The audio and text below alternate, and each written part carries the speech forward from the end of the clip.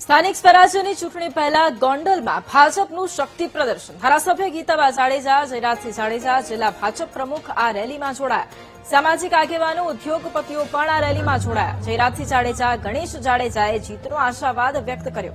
ગોંડલને બદનામ કરનાર લોકોને જવાબ મળશે તેવું પણ તેમણે જણાવ્યું છે।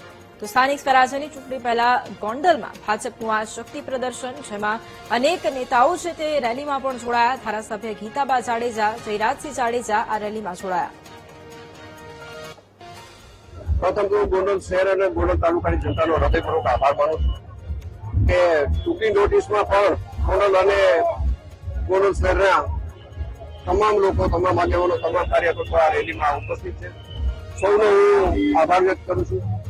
વિશેષ મને કહેવાનું આજે મન થાય છે કે લગભગ છેલ્લા 2 વર્ષથી ગોંડલની જનતાને અને ગોંડલને જે રીતે બદનામ કરવાના બહારના લોકોએ પ્રયત્નો કર્યા છે એનો જડબાતો જવાબ દેવા માટેનો સમય આવી ગયો છે।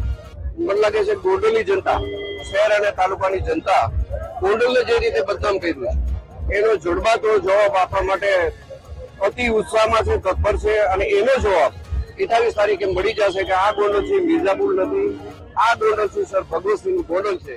આ રેલીની અંદર ગોંડલ શહેર તાલુકાના તમામ રાજકીય આગેવાનો, સામાજિક આગેવાનો, ઉદ્યોગપતિ શ્રીઓથી માંડીને તમામ લોકો આ રેલીની અંદર મોટી સંખ્યામાં જોડાયેલા હતા અને આગામી સમયની અંદર ગોંડલની અંદર ભારતીય જનતા પાર્ટીનો ભવ્યથી ભવ્ય અને ઐતિહાસિક વિજય સ્થાનિક સ્વરાજની ચૂંટણીની અંદર થવાનો છે।